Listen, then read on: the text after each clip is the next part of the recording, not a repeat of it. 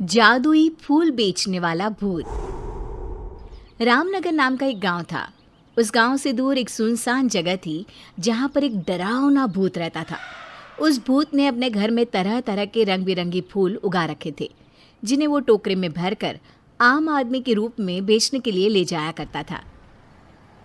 रामनगर के पास ही में एक बस स्टैंड था, जहां एक दिन वो भूत एक आम आदमी के रूप में अपना फूलों से भरा टोकरा लेकर जाता है और बोलता है, अरे वाह, फूल बेचने के लिए ये जगह तो सबसे बढ़िया है। यहाँ तो बहुत से लोगों का आना जाना लगा ही रहता है। तभी वहां एक बस आकर रुकती है और भूत जोर जोर से आवाजें लगाने लगता है। फूल ले लो, फूल, सुंदर सुंदर रंग बिरंगी फूल ले लो, फूल। तभी बस में बैठा एक आदमी फूल वाले को बुलाता है। अरे फूल वाले भैया, ये लाल वाले फूल कैसे दिए हैं? साहब, ये लाल फूल है 10 रुपए में एक। अरे भाई, 10 रुपए में सिर्फ एक? इतने में तो एक पूरी माला आ जाएगी। अरे साहब, चलिए आपको 10 रुपए में 2 फूल दे देता हूँ। घर जाकर अपनी धर्मपत्नी जी को दीजिएगा। ये लाल फूल देखेगी तो वो बहुत बहुत खुश हो जाएंगे। बस में बैठे कुछ और लोग भी उससे फूल खरीद लेते हैं और बस वहां से चली जाती है। भूत हंसते हुए बोलता है, आज तो मजा ही आ गया, मेरे काफी फूल बिक गए। अरे इन सब लोगों को क्या पता कि मेरे इन फूलों की खुशबू जो भी सुंदर औरत लेगी वो मेरे वश में हो जाएगी, और इन फूलों का असर सिर्फ सुंदर औरतों पर ही होगा, और वो सब छोड़ छाड़ कर मेरे पास भागी चली आएंगी। ऐसा बोलकर भूत जोर जोर से हंसने लगता है और अपने घर चला जाता है। फिर बस वाला आदमी अपने घर पहुंचकर अपनी पत्नी को बुलाता है और मुस्कुराते हुए उससे कहता है, ओ मेरी प्यारी शीला, अरे जरा देख तो, आज मैं तुम्हारे लिए क्या लाया हूँ। अजी क्या बात है, आज तो आप बहुत खुश नजर आ रहे हो। मैं अपनी लाल परी के लिए लाल गुलाब लाया हूँ। अजी आप भी ना कैसी बातें करते हैं। ये गुलाब तो सच में बहुत सुंदर है, इसकी खुशबू से तो पूरा कमरा ही महक उठा। ये कहकर शीला फूल अपने बालों में लगा लेती है। फिर रात को वे दोनों अपने कमरे में सो जाते हैं। आधी रात होते ही शीला अपने घर से निकलकर भूत के पास पहुंच जाती है। अरे वाह, मेरे फूलों की खुशबू आखिर तुझे मेरे पास ले ही आई।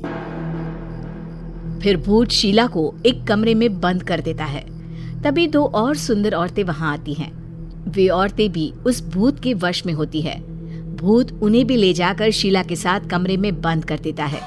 अगले दिन भूत फिर से आम आदमी का रूप लेकर बस स्टैंड पर फूल बेचने के लिए जाता है, और तभी लोगों से भरी हुई बस स्टैंड पर आकर रुकती है। फूल ले लो, फूल, सुंदर सुंदर खुशबूदार रंग बिरंगी फूल, हर तरह के फूल है मेरे पास। फूलों की माला, फूलों का गजरा, जो भी पसंद आए वो ले लो। अभी बस में 2 दोस्त रामू और श्यामू बैठे होते हैं।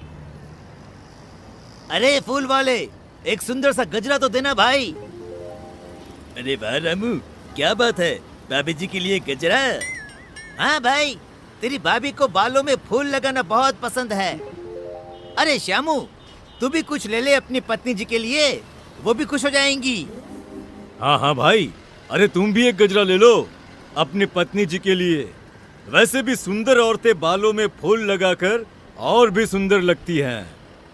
ठीक है भाई, अगर तुम इतना कह रहे हो तो एक गजरा मुझे भी दे दो। उसके बाद वे दोनों गजरा लेकर वहां से चले जाते हैं और घर जाकर अपनी अपनी पत्नियों को गजरा दे देते हैं। श्यामू अपनी पत्नी लीला से कहता है, सही कहा था उस फूल वाले ने, सुंदर औरतें बालों में फूल लगाकर और भी सुंदर दिखती हैं। जी आप भी ना कैसी बातें करते हैं। चलिए अब सो जाइए, काफी रात हो गई है। फिर वे दोनों सो जाते हैं। आधी रात होते ही लीला उठती है और अपने कमरे से निकलकर भूत के पास चल पड़ती है। तभी श्यामू लीला को बाहर जाते हुए देख लेता है और लीला को आवाज देता है, अरे भगवान, आधी रात को कहाँ जा रही हो? पर लीला पर भूत के फूलों का असर होता है। थोड़ी दूर जाकर लीला गायब हो जाती है और भूत के पास पहुंच जाती है। श्यामू ये सब देखकर डर जाता है। थोड़ी देर में सुबह होती है और श्यामू भागते हुए अपने दोस्त के पास जाता है और उसे सारी बात बताता है। अरे भाई, ये क्या बोल रहे हो? कल रात से तेरी भाभी भी नहीं मिल रही है। जब से उसने अपने बालों में गजरा लगाया तब से वह बस फूलों की बातें किए जा रही थी। भाई, हो ना हो हमारी पत्नियों के गायब होने के पीछे जरूर उस फूल वाले का हाथ है। फिर वे दोनों बस स्टैंड पर जाते हैं और फूल वाले का पीछा करते हैं। पीछा करते हुए वे भूत के घर तक पहुंच जाते हैं और चुपचाप खिड़की से देखने लगते हैं। फूल वाला आम आदमी अब अपने भूतिया रूप में आ जाता है, जिसे देखकर सारी औरतें बहुत डर जाती हैं और जोर जोर से चिल्लाने लगती है।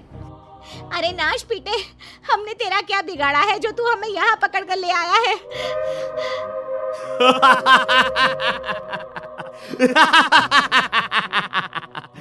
तुम सुंदर औरतों के खून से ही तो मेरे इन सुंदर सुंदर फूलों को शक्ति मिलती है। जितनी ज्यादा फूलों को शक्ति मिलेगी मैं उतना ही ताकतवर बनूंगा और फिर पूरे गांव पर सिर्फ मेरा ही राज होगा। आज आधी रात को ही मैं एक एक करके तुम सारी सुंदरियों का खून अपने फूलों में डालूंगा। रामू और श्यामू ये सब खिड़की से देख और सुन रहे होते हैं। तभी रामू बोलता है। अरे भाई श्यामू, ये फूल बेचने वाला तो भूत निकला। अब हमें इन सभी औरतों को भूत के चुंगल से निकालने के लिए कुछ न कुछ करना ही होगा।